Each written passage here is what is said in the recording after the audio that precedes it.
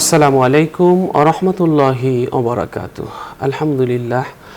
আলহামদুলিল্লাহি রাব্বিল আলামিন ওয়াসসালাতু ওয়াসসালামু আলা সাইয়্যিদিল আম্বিয়া ওয়াল মুরসালিন ওয়া আলা আলিহি ওয়া আসহাবিহি আজমাইন। সুপ্রিয় দর্শক শ্রোতা, শুরু করছি আপনাদের প্রিয় অনুষ্ঠান আলোকিত প্রতিদিন।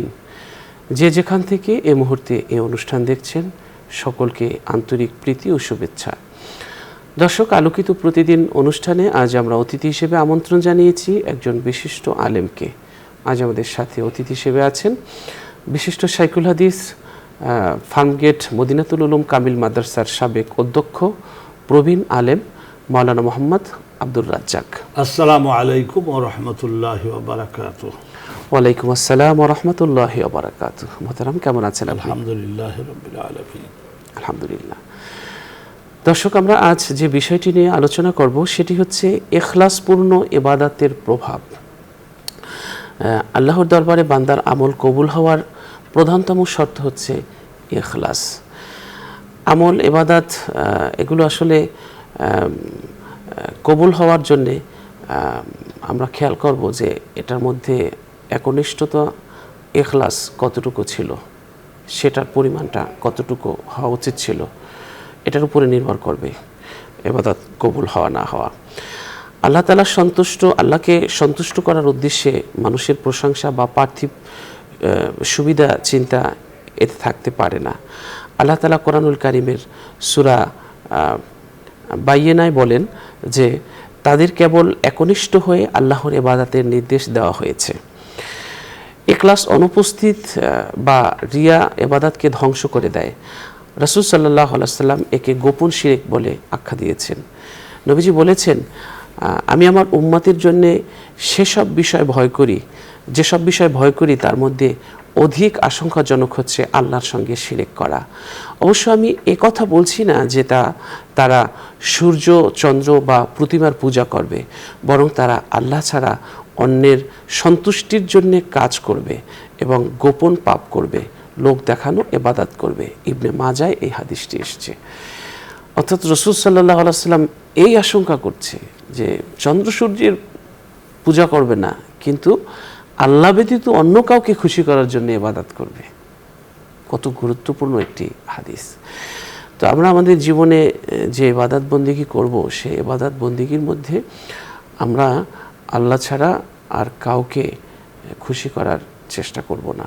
আল্লাহর সন্তুষ্টি যদি আমরা অর্জন করতে পারি, তাহলে সব কিছুই আমাদের পিছনে ঘুরতে থাকবে ইনশাআল্লাহ। চলুন অতিথির কাছ থেকে এই বিষয়টি নিয়ে আলোচনা শুনছি। জি মুহতারাম। আলহামদুলিল্লাহি রাব্বিল আলামিন ওয়াসসালাতু ওয়াসসালামু আলা সাইয়্যিদিল আম্বিয়া ওয়াল মুরসালিন। ক্বালা আল্লাহু তাআলা ফিল কুরআনিল মাজিদ ওয়া ফি ফুরকানিহিল হামিদ। আউযু বিল্লাহি মিনাশ শাইতানির রাজীম। বিসমিল্লাহির রাহমানির রহিম। ওয়া মা উমিরু ইল্লা লিয়া'বুদুল্লাহা মুখলিসিনা লাহুদ-দীন হুনাফা ওয়া ইউকিমুস সালাতা ওয়া ইউতুজ যাকাতা ওয়া যালিকা দীনুল কাইয়্যিমাহ। সাদাকাল্লাহুল আযীম ওয়া সাদাকা রাসূলুহুন নবিয়্যুল কারীম ওয়া নাহনু আলা যালিকা মিনাশ শাহিদিন ওয়া শাকিরিন ওয়ালহামদুলিল্লাহি রাব্বিল আলামিন। মুবারকবাদ আপনাকে সহ সম্মানিত দর্শক মণ্ডলী, আমাদের সম্মানিত শ্রোতা মণ্ডলী, যারা আমাদের মূল প্রতিপাদ্য এবং তারা শোনেন বলেই আমরা দুটো আল্লাহর কথা জানাবার সুযোগ পাই। সেই জন্যে মূল কিন্তু অনুপ্রেরণা দর্শক মণ্ডলী। তো তাদের সাফল্য কামনা করে শুরু করছি। মহাগুরুত্বপূর্ণ ইসলামের একটা হলো যে আল্লাহ পাক রব্বুল আলামিন উদ্দেশ্যবিহীনভাবে, পরিকল্পনা ছাড়াই, এমনিতেই খেলা তামাশার ছলে এই বিশ্ব জগৎ সৃষ্টি করে ফেলেছেন। এই ধরনের যদি কেউ ধারণা করে থাকে তাহলে নির্বুদ্ধিতা। আল্লাহ রাব্বুল আলামিন কোরআন শরীফে জিজ্ঞাসা করেছেন, আফা হাসিবতুম আন্নামা খালাকনাকুম আবাসা। এই যে এই হাসিবা হাসিবু, এটা আপনি জানেন যে আরবি ভাষার ব্যাকরণে ক্ষণিকের জন্যে মনের মধ্যে যে ধারণাটা হয় সেইটাকে ব্যক্ত করবার জন্যই এই শব্দটা গঠিত হয়েছে, হাসিবা হাসিবু। আল্লাহ জিজ্ঞাসা করছেন, আফা হাসিবতুম, তোমরা কি অল্প সময়ের জন্যে হলেও মনের মধ্যে এই ধারণাটা কি তোমরা পোষণ করেছো যে আমি উদ্দেশ্যবিহীনভাবে পরিকল্পনা ছাড়াই কোনো আইনের আওতায় তোমাদেরকে আনবো না, এমনিতেই ওই তোমাদের সৃষ্টি করলাম, আর তোমরা এখানে যেসব কর্ম করো সেই কর্মগুলির তিরস্কার, শাস্তি বা পুরস্কার এর সম্মুখীন তোমাদের করবার জন্য আবার দ্বিতীয় আর একবার কেয়ামত অনুষ্ঠিত করে তোমাদের যার সম্মুখীন করবো না। দুইটা জিজ্ঞাসা এখানে।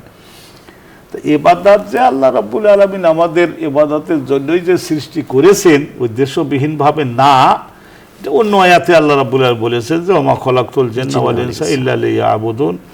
লিয়াবুদুনের অর্থ হলো আমাকে জানবে এবং চিনবে। এইটা হলো প্রথম এবং প্রধান। আমাকে আগে জানবে এবং চিনবে, আমি কে, আমি তাদের জন্য কি ভূমিকা রেখেছি, এইটা আগে তারা বুঝবে। তারপরে না ভক্তি করা, তারপরে না আমার জন্য জীবন দেওয়ার প্রশ্ন আসবে।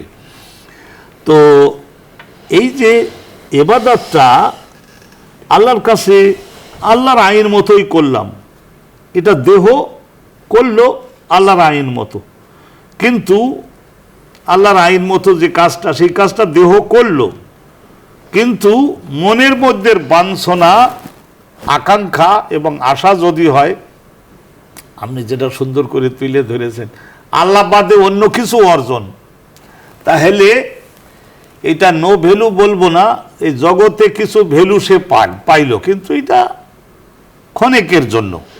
আসল ভ্যালু, আসল মূল্য, আসল পুরস্কার, মর্যাদা, সম্মান যে একজন মুসলমানের বিশ্বাস অনুপাতে আফটার হিয়ার আফটার, এই জগতের জীবনের পরের জীবনে সেখান থেকে কিছু সে পাবে না। আর এইটা আল্লাহ পাক রব্বুল আলামিন, আপনি ওই যে সঞ্চালনের শুরুতেই তো মহান নিয়ামত যেগুলি, সেগুলি আপনি বলে ফেলেছেন, কিন্তু বলেছেন বাংলায়। আমি দেখলাম যে আমার পুঁজি চালান যা সবই তো আপনি পড়ে দিলেন, ওখান থেকে আমি আবার টেনে নিচ্ছি আরবিটা বলাতে দর্শক মনে করে নেবে যে হ্যাঁ হুজুর আসলে এই বিষয়ের উপরে আসেন। ওয়ামা উমেরু সূরা আল বাইয়িনা, 30তম পারার সূরা আল বাইয়িনায় আল্লাহ বলছেন যে আদমের যুগ থেকে কিয়ামত পর্যন্ত সব মানব, সব দানবকে আমার পক্ষ থেকে নির্দেশ দেওয়া হয়েছে। সমস্ত আসমানি কিতাবের মধ্যে এই অংশটা কিন্তু আছে, আমি নিজে পড়ছি, বাইবেলের মধ্যেও আছে, ওল্ড টেস্টামেন্ট মুসা নবীর তৌরাতের মধ্যেও আছে, স্ক্রিপচার অফ ডেভিড, দাউদ নবীর উপরে অবতীর্ণ যে জাব্বুর, এতে আছে।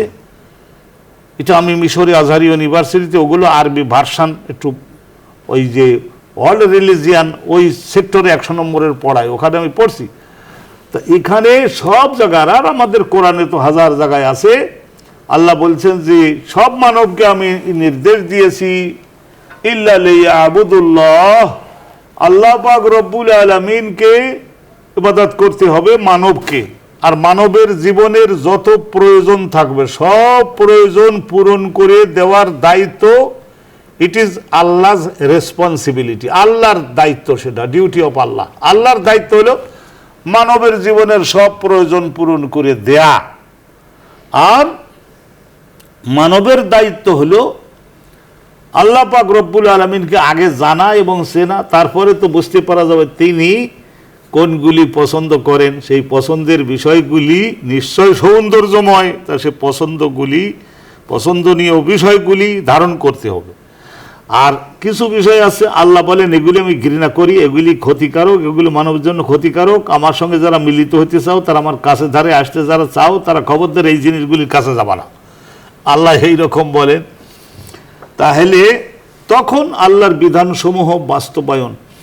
তো ওমা উমেরু ইল্লা লিয়াবুদুল্লাহ লিওয়াহিদুল্লাহ, এখানে তাফসীরের মধ্যে বলা আছে যে আল্লাহকে সব মানুষ এক জানবে, একক জানবে, একক যোগ্যতায়, ক্ষমতায় যে কাজগুলি করার ক্ষমতা তার, সেই কাজগুলি করার ক্ষমতা অন্য আর কারোর হতেই পারে না। আল্লাহ পাক রব্বুল আলামিন সম্পর্কে আল্লাহ নবী জানিয়েছেন সমস্ত আসমান জমিন সব সৃষ্টি মিলে ইল্লা বাইনা ইসবাআইনি মিন আসাবি'ir রহমান, আল্লাহ রাব্বুল আলামিনের একটা হাতের তালুতে গ্রহণ করাও লাগে না, আল্লাহর দুটো কুদরতি আঙ্গুলের ফাঁকের মধ্যে সব সৃষ্টি জগৎ অবস্থান করতে পারে। সে আল্লাহর সত্তা কত বড় বিশাল, কত বড় বিরাট।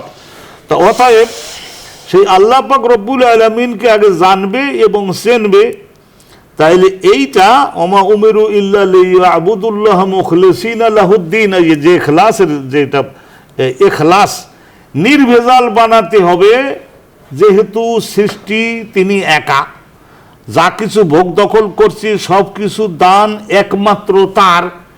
অতএব আমার জীবনের থেকে যা কিছু প্রোডাকশন আসবে সেইগুলি 12 জনের কাছে কেন যাবে? একমাত্র আল্লাহর কাছেই তো যাবে। এইটাই হলো ইখলাস, একমাত্র আল্লাহর কাছে। ইল্লা লিয়াবুদুল্লাহ মুখলিসিনা লাহুদ্দিন, মুখলিসিন নির্ভেজাল বানাতে হবে সবাইকেই।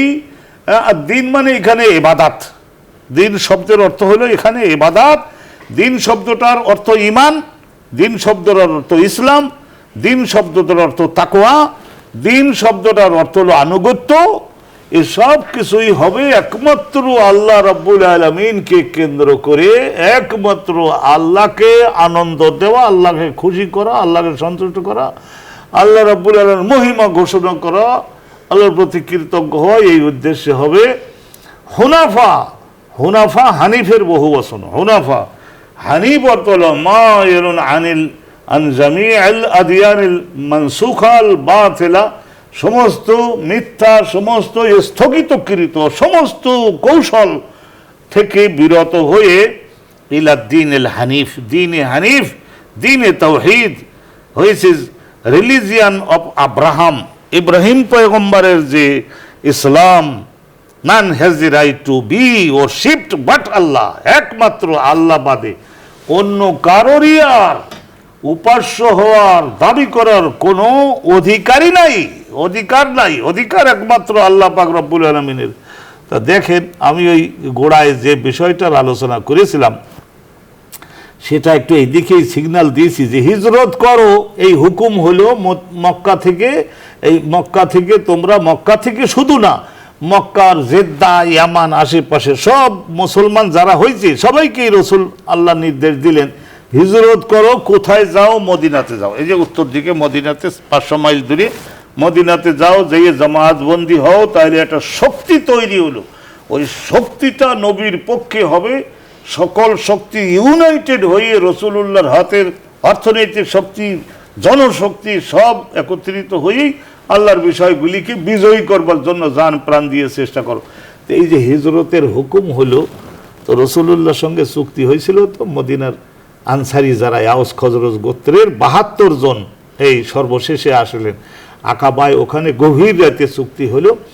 তো মদিনার লোকরা বললো যে হুজুর কোনো দুশ্চিন্তা করবেন না, আপনি আমাদের মাঝে চলে আসেন। তো রসুলুল্লাহ বলেন আমার তো ডালপালা আছে, আমার তো আরও লোকজন আছে। বলে আপনার ডালপালা সহ আপনার সমস্ত সাহাবা সাহাবী যারা আসবে সবাই, ব্যবসা যদি করতে চায় পুঁজি দিব, যদি কৃষি করতে চায় জমি দিব, আর যদি কি করতে চায় অনুরূপভাবে ঘর বাড়ি বসবাসের জন্য দোতলা বাড়ি আছে একতলা ছেড়ে দিব। অনুরূপভাবে বিয়ের বয়স হয়েছে বা স্ত্রী গেল না, মক্কায় রয়ে গেল, ওই দায় ওয়াই পারছে, এই বয়সে তো স্ত্রী বাদে থাকা যায় না, পবিত্র সেটাও আমরা জানি, আমরা তার জন্য স্ত্রীর ব্যবস্থা করে দিব। আর কি দিব? আর নিরাপত্তা দিব। নিরাপত্তা আমরা এই আমাদের স্ত্রী পরিজন, বাপ মা পুত্র কন্যা এদের শত্রু আক্রমণ করলে যে গুরুত্ব দিয়ে আমরা প্রতিরোধ করি শত্রু, সেই রকমের গুরুত্ব দিয়ে আমরা আপনার ও আপনার সাহাবাগণের নিরাপত্তা দিব। আর কি করব? আর ওই ইসলামের যে ওয়ালা তাসুনা ফি মারুফ, ইসলামের যত নির্দেশ আসবে সৌন্দর্যময় সেগুলি সাধ্যমতো বাস্তবায়ন। আর এই পাপ কাজগুলি জাহিলি জমানায় করেছো বাবা, তবা অনুতপ্ত করো, এখন আর করতে পারবা না। তো এই সমস্ত যে করবার পরে যে হিজরত করলেন, কিছু সংখ্যক দে আর ইন নাম্বার ফিউ, তারা সংখ্যায় কম ছিলেন। তো ওনারা তবুও মনে করলেন যে মদিনায় গেলে চাষের জমি পাচ্ছি, ব্যবসার পুঁজি পাচ্ছি, বসবাসের বাড়ি পাচ্ছি, স্ত্রী পাচ্ছি, তাহলে সব যাই। তাইলে আল্লাহ যেটি বলেছিলেন যে নিয়েতে এই হাতে গোনা কিন্তু ভালো করে ধরবেন, বেশি না। তাইলে হাতে গোনা কয়েকজন গেলেন জগৎ কামাইয়ের নিয়েতে। আল্লাহ নবী দেখলেন যে এই লোকগুলি তো অন্য নিয়েতে আসছে, রসুলুল্লাহর চোখ। এইটা রসুলুল্লাহ একদিন মেম্বারের উপরে বসে তাদেরকে বুঝাইয়ে দিলেন যে তোমরা এত কষ্ট করে আসলে, তা তোমরা যদি এখানে আল্লাহ বাদে অন্য কিছু পাওয়ার উদ্দেশ্যে এসে থাকো, ইখলাস না থাকে, তাহলে কিন্তু তোমাদের এগুলি তো পাইলাই, কিন্তু এটা তো ক্ষণস্থায়ী জিনিস। আসল যে হিজরতের কারণে যে পুরস্কার পাওয়ার কথা, সেইটা কিন্তু মাহরুম থেকে যাবা। রাসূলুল্লাহ রহমাতুল্লিল আলামিন তো এত মার্জিত ভাষা নবী পাক যে কি করি আল্লাহ ওনাকে শিখাইছেন, সুবহানাল্লাহি ওয়া বিহামদি, আমি হয়রান হয়ে যাই। তো রাসূলুল্লাহ তখন ওই যে হিজরতের ওই হাদিসখানা যে বললেন, আপনার মাধ্যমে কিন্তু আমি একটা সিরিয়াস তথ্য আজকের অনুষ্ঠানে দিব। আল্লাহ রসুল সাল্লাল্লাহু আলাইহি ওয়াসাল্লাম তখন বললেন যে ইন্নামাল আমালু বিন্নিয়াহ, আন উমর ইবনুল খাত্তাব রাদিয়াল্লাহু তাআলা আনহু ক্বালা রাসূলুল্লাহ সাল্লাল্লাহু আলাইহি আলাল মেম্বার ইন্নামাল আমালু বিন্নিয়াত। এই অংশটার ব্যাখ্যা আমি আজকে করতেছি না। ওয়া ইন্নামা লিইমরিয়ান মা নাওয়া, এই অংশটার ব্যাখ্যা সম্পর্কে আল্লামা বদরুদ্দিন আইনি, উনি মিশরের আল আয়েন নামক প্রদেশের অধিবাসী ছিলেন। তা একেবারে ইসলামের মহাদরিয়ার মধ্যে হাত ঢুকাইয়া যা ছিল আল্লাহ রসুলের মর্ম সব কিছু উদ্ঘাটন করে জগৎবাসীর সামনে তুলে ধরেছেন। আল্লাহ ওনাকে জান্নাতুল ফেরদাউস নসিব করুন। হযরত ইবনুল হাজার আল আসকালানি আর বদরুদ্দিন আইনি, এই রকমের আমি দেখছি কমের পক্ষে যদি হয় 10 লক্ষ, তাদের একজনের সমকক্ষ আলেম বর্তমান পৃথিবীতে নাই। এমন এমন আলেম রাসূলুল্লাহর ইসলামে জন্ম নিয়েছেন। উনি এই ব্যাখ্যা দিয়েছেন যে ওয়া ইন্নামা লিইমরিয়ান মা নাওয়া। তো রাসূলুল্লাহ বললেন যে যাজা হিসাবে কর্মের ইবাদত করলো, কিন্তু এই ইবাদতের পুরস্কার ফল হিসাবে কিন্তু জগতে ও পরকালে সেইটাই হবে যেটা সে হৃদয়ের মধ্যে অর্জনের জন্য আশা ও আকাঙ্ক্ষা পোষণ করেছিল, সেইটাই কিন্তু তার হবে। এর দ্বারাই কিন্তু পরিষ্কার করে বুঝাইয়া দেওয়া হয়েছে। আল্লাহ নবী বলেছেন হিজরত যদি তুমি করে থাকো, এর এক্সাম্পল নবী পাক পরের অংশ দিয়েছেন, ফামান কানাত হিজরাতুহু ইলা দুনিয়া ইউসিবুহা আও ইলা ইমরাতিন ইয়াতাজাওয়াজুহা ইয়ানকিহুহা ফাহিজরাতুহু ইলা মা হাজারা ইলাইহি। রাসূল যদি বলতেন যে ফাহিজরাতুহু ইলা দুনিয়া ওয়া ইলাল ইমরা, নবী যদি বলতেন তাহলে আল্লাহর ক্ষমা করবার কোনো সুযোগ থাকতো না, সেই জন্য নবী সেটা বললেন না। কেউ যদি হিজরত করে থাকো দুনিয়া অর্জনের জন্য, কেউ যদি হিজরত করে থাকো, একজন মহিলা, ওই যে খাওলা নামের একজন মহাসুন্দরী মহিলা, স্লিম বডি, আর আরবের লোকেরা একবার কথা দিলে আর কথা দাঁড়ায় না। খাওলা বলেছে যে তুমি যদি, তোমার চোখের ল্যাঙ্গুয়েজ আমি বুঝি, তুমি যদি আমারে চাও তাহলে আমি ইসলাম কবুল করেছি। ও আন্তা নাজাস, তুমি তো নাপাক, তুমি মূর্তি পূজা করো, এই মূর্তিগুলি মহামিথ্যা, সেইগুলি হৃদয়ে পুষে রাখছো, অতএব তুমি আমাকে পাবা না। যদি তুমি আমাকে চাও তাহলে হিজরত করে মদিনায় আসো, আর এ নাপাকি ছাড়ো। তো ওই যুবকটা তখন পাগলের মতো হয়ে ওই স্ত্রী খাওলাকে অর্জনের জন্যই মদিনায় গেছে, 500 মাইল। আর ওই মহিলাও যে, উনিও এরকম কথা যেটা দিছি, কত লক্ষ যুবক এসে চোখের সিগন্যাল দিচ্ছে, কাজ হবে না, জবান যারে দিছি। তো আসলেন তো রাসূলুল্লাহ রহমাতুল্লিল আলামিন, দেখলেন যে বেচারা এত কষ্ট করেছে, তো নবী তারে বললেন কি যে হিজরতটা করছো, তো ওই হিজরতটা আল্লাহর জন্য করো, আজান সম্মান নিয়েতে জানালাটা বানাও, আর এই যে বাতাসটা এমনিই পাওয়া। তো যাই হোক, উনিও সংশোধন হয়ে গেলেন, আল্লাহ নবীর সাহাবী। তখন ওই খাওলারেতে তিনি পাইলেনও, আবার হিজরতের পুরস্কারও পাইলেন। নবী তাকালেই তো কলব সংশোধন হয়ে যেত। তো এখানে আমরা হাদিসের থেকে জানতে পেরেছি যে এটা হলো যেমন হিজরতের কথা, এই হিজরতের কথা এখানে রাসূলুল্লাহ এক্সাম্পল দিয়েছেন, কিন্তু অন্য হাদিস পাকে আল্লাহ নবী এও বলেছেন রাসূলুল্লাহ যে কিয়ামতের ময়দানে একজন শহীদকে ডাকা হবে। ধরেন একজন শহীদ আল্লাহর রাস্তায় জীবন দিয়েছে, আর একজন কারি এত সারা জীবন কাঁ করি আল্লাহর কোরআন পড়েছে। অনুরূপভাবে একজন সখী আর একজন আলেম, এই সমস্ত লোকদেরকে ডাকা হবে, বলা হবে যে আমি তোমার জন্য এত অনুগ্রহ করেছিলাম, আমাকে আনন্দ দেওয়ার জন্য জীবন দ্বারা তুমি কি করছো সেটার হিসাব নিজের ল্যাঙ্গুয়েজে দাও, হ্যাঁ, স্ববর্ণনায় দাও। তখন সে বলবে ফালতু কাজা বা কাজা, আমি এইসব করছি। তো তখন আল্লাহ বলবেন যে জগতের মানুষদের চোখে ধুলো দেছো, ধুলো দেওয়ার কারণে তারা আর এক রকম দেখছে, কিন্তু আমার তো আর ধোঁকা দিতে পারবে না। তুমি করছো জগতের ওই সমস্ত জিনিস পাওয়ার জন্য, সেগুলি তুমি পাইছো, আমার জন্য তুমি কিছু করো নাই, প্রতারক। হ্যাঁ ফেরেশতারা, ঠ্যাঙে শেকল দাও আর গলায় বেড়ি পরাও, পরাইয়ে একে যা। তাইলে চিন্তা করে দেখেন, শহীদ সব না, 2-5 জন শহীদ, হাজি, সখী, কারি, আলেম, এখানে 5 জন, আর ওই যে মুহাজির, এই 6 জন শুধু না, নামাজ পড়বার সময় আপনি যেটা বলেছেন, নামাজ পড়বার সময়ও যদি দেখা যায় যে একজন হাজি সাহেবের আর সুন্দরী মেয়ে আছে, অনলি ওয়ান, আর কমপক্ষে 15 কোটি টাকার শিল্প কলকারখানা, ওই মেয়ে যে নিতে পারবে সব কিছু তার, আর বিল্ডিং 5 তলা সহ। তো এখন এক যুবক, কথা বুঝবেন, ঢাকা বিশ্ববিদ্যালয়ের বিজ্ঞানের ছাত্র, এমন সুন্দর করে হাজি সাহেবের পাশে বসে বসে নামাজ পড়ায়, ঢোকবার সময় পড়ে আর বাইরে হওয়ার সময় দেখা যায় যে ইওর এক্সেলেন্সি আমি কিন্তু নামাজি, আর এই ঢাকা ইউনিভার্সিটি। তো এখন নামাজ যে সুন্দর করে পড়ে ওর সঙ্গে দেহা সাক্ষাৎ করে, উদ্দেশ্য কি সেটা আল্লাহ রাব্বুল আলামিন আর আল্লাহর ফেরেশতারা তো সবাই জানেন। তো সেই হিসাবে বলি যে এগুলি ওই 6টার কথা, নট লিমিটেড ইন দ্যাট 6, ওই 6-এর মধ্যে সীমাবদ্ধ না, অন্য সমস্ত ক্ষেত্রে এটাকে। তার মানে আমাদের ইবাদতগুলি হতে হবে একমাত্র আল্লাহ পাক রব্বুল আলামিনকে খুশি করবার জন্য, তার সন্তুষ্টির জন্য, তার সন্তুষ্টির জন্য। তাহলে হবে কি, তাহলে হবে কি ফেলবে, তাহলে ওই ব্যক্তির জন্য আল্লাহর পক্ষ থেকে এমন এমন রহমত কিন্তু বরাদ্দ হয়ে যাবে যে তখন তার সাফল্যকে আর হিমালয় পাহাড়ের চাইতে বড় হবে। আর আল্লাহ রাব্বুল আলামিন জগৎ পরকালকে দিবেন।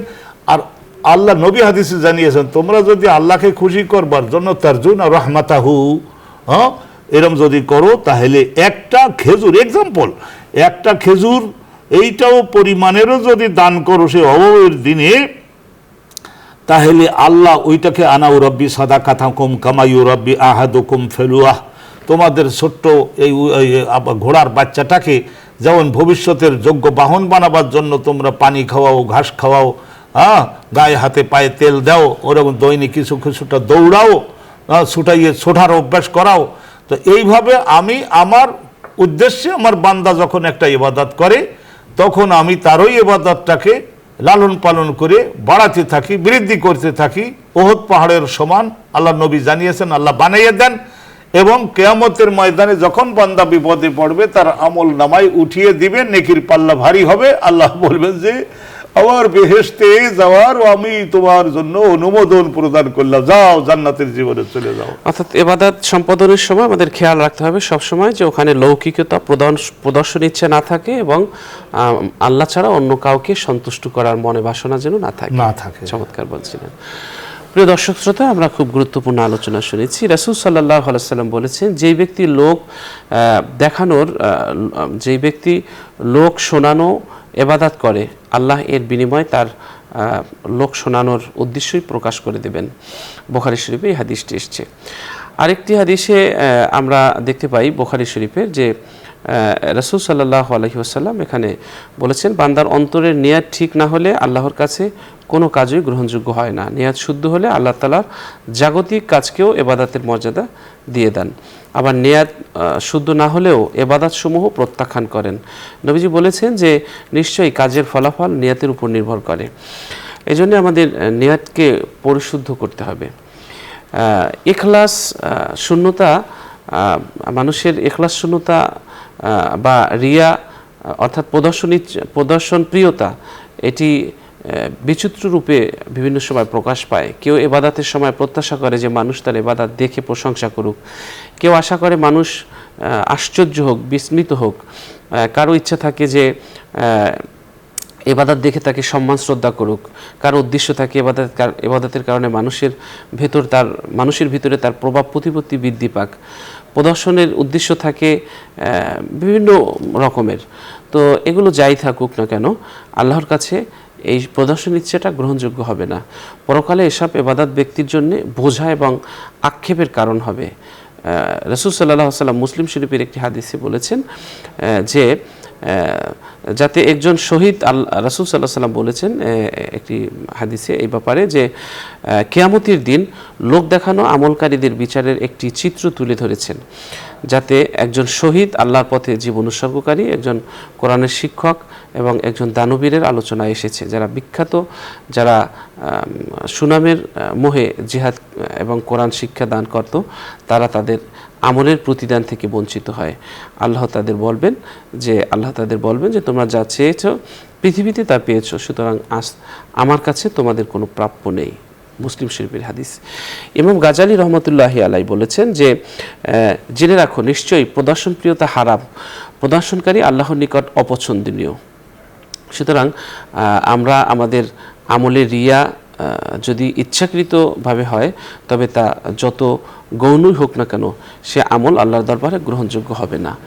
তাই আমাদের রিয়া এবং প্রদর্শন ইচ্ছা এগুলো আমল থেকে বাদ দিতে হবে।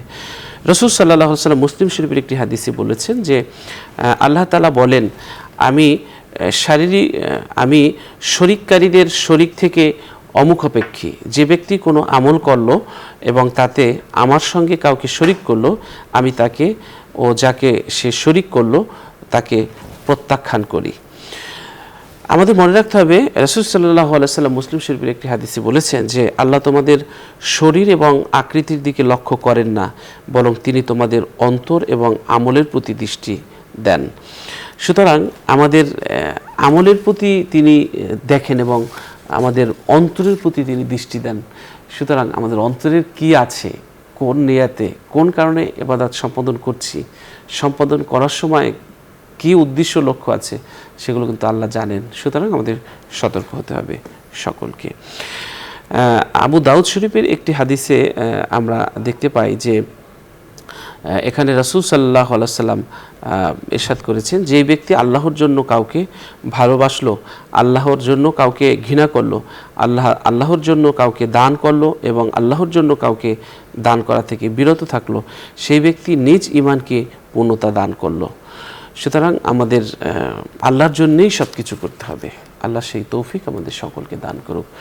দর্শক যারা দীর্ঘ সময় আমাদের সাথে থেকেছেন এবং আমাদের অনুষ্ঠান দেখেছেন, আমরা আপনাদেরকে নিয়ে একটি মোনাজাত করব, চাইলে আপনারা আমাদের সাথে শরীক হতে পারেন। কাছে দূরে যেখান থেকে আমাদের এই অনুষ্ঠান দেখছেন আমাদের সাথে মোনাজাতে শরীক হতে পারবেন। اللهم صل على سيدنا ونبينا وشفينا وحبيبنا ومولانا محمد صلى الله عليه وعلى آله وأصحابه وبارك وسلم. اللهم صل على سيدنا ونبينا وشفينا وحبيبنا ومولانا محمد صلى الله عليه وعلى آله وأصحابه وبارك وسلم. اللهم آمين. اللهم آمين. ربنا ظلمنا أنفسنا وإن لم تغفر لنا وترحمنا لنكونن من الخاسرين.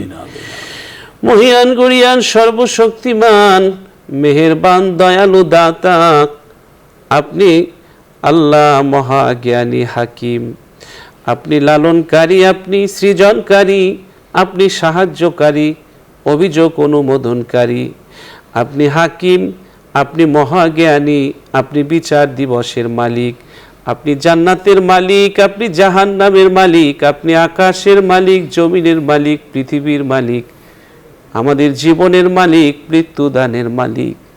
আমিন। হে আল্লাহ, আপনার কাছে ফরিয়াদ, আমরা আপনার কাছে আশ্রয় চাই মন্দ প্রতিবেশী থেকে। আল্লাহ, আপনার কাছে আশ্রয় চাই রব্বুল আলামিন পরকালের শাস্তি থেকে। আপনি আমাদের সকলকে পরকালীন শাস্তি থেকে আল্লাহ মাফ করে দিন। আমিন। রব্বুল আলামিন আমাদের আমলনামা সৎ কর্ম দিয়ে আপনি পরিপূর্ণ করে দিন। জীবিকা অর্জনের পথগুলো আপনি প্রশস্ত করে দিন। আমিন। জীবনের সমস্যাগুলো আপনি সমাধানের পথ বের করে দিন। বিপদ আপদের তীব্রতা আপনি আমাদের জীবন থেকে চিরদিনের জন্য দূর করে দিন। কঠিন কাজগুলো আমাদের জন্য সহজ করে দিন। সমস্ত কাজগুলো সুন্দরভাবে আমাদেরকে পরিচালনা করার জ্ঞান, তৌফিক, যোগ্যতা, কৌশল, প্রজ্ঞা, মেধা দান করুন। আমিন। রব্বুল আলামিন আমাদের শরীরের সমস্ত অঙ্গকে আল্লাহ আপনি আপনার বাধ্য করে নিন, আপনার অবাধ্যতায় তৎপর হতে দিয়েন না। আল্লাহ আপনি আমাদের ভাগ্যে আপনার ক্ষমা নসিব করে দিন। আমিন। রব্বুল আলামিন আপনি যা করতে নিষেধ করেছেন আমরা তা করে ফেলেছি, যা আদেশ করেছেন তা থেকে দূরে থেকেছি। আমিন। আল্লাহুম্মা আপনি আমিন। করেছেন মেহেরবানি, আমরা করেছি নাফরমানি। আপনি দিয়েছেন নিয়ামত, আমরা তার শুকরিয়া আদায় করতে পারি নাই। তবু আপনার কাছে মিনতি অনুরোধ করছি আল্লাহ, যেদিন বান্দাদের গুনার খবর আপনি প্রকাশ করে দিবেন সেদিন পর্দা দিয়ে আমাদের গুনাহগুলো, পাপগুলো আপনি ঢেকে দিয়েন। রব্বুল আলামিন গুনার স্তূপের নিচে পড়ে আছি, গুনার মহাসাগরে পড়ে হাবুডুবু খাই, আর আপনার রহমতের দিকে তাকায়া আছি। আপনি একটু আমাদের দিকে রহমতের দৃষ্টি ফেরান গো আল্লাহ। আমিন। রব্বুল আলামিন যত বড় গুনাহই হোক না কেন আপনার কাছে ক্ষমা করা কোনো ব্যাপার নয়। রব্বুল আলামিন গুরুতর পাপ ক্ষমা করা আপনার কাছে কোনো কঠিন নয়। তাই আপনার কাছে ফরিয়াদ, সীমার অতিরিক্ত অপরাধকে উপেক্ষা করা আপনার কাছে বড় কোনো বিষয় নয়। তাই আপনার কাছে অনুরোধ, আপনি আমাদেরকে ক্ষমা করে দিন। আমিন। আপনি ক্ষমা করতে পছন্দ করেন, ক্ষমাকে ভালোবাসেন, তাই আপনি ক্ষমাই করে দিন আল্লাহ।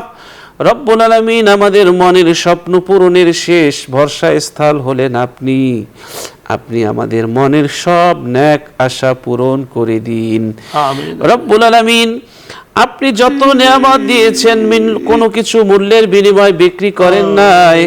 রব্বুল আলামিন যত দান করেছেন কৃতিত্ব জাহির করার জন্য দান করেন নাই। আপনি একমাত্র মানুষের অভাব দূর করতে পারেন।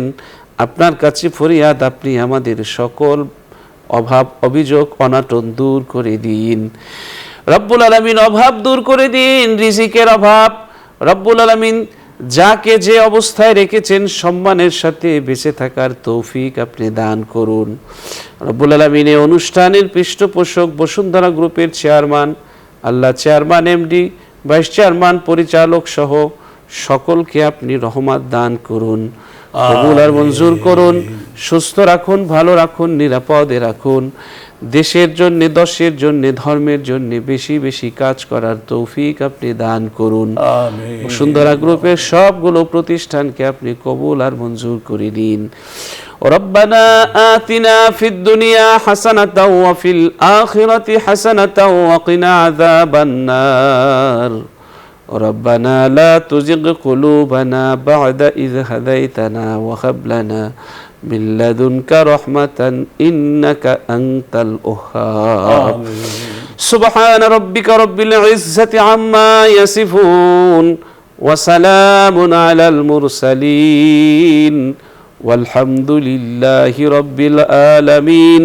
واجعل آخر كلامنا عند الموت لا إله إلا الله محمد رسول الله صلى الله عليه وسلم. দর্শক, আমাদের সাথে দীর্ঘ সময় যারা থেকেছেন সকলকে অনেক অনেক প্রীতি ও শুভেচ্ছা জানিয়ে আজ এখানেই শেষ করছি। আসসালামু আলাইকুম ওয়া রাহমাতুল্লাহি ওয়া বারাকাতুহু।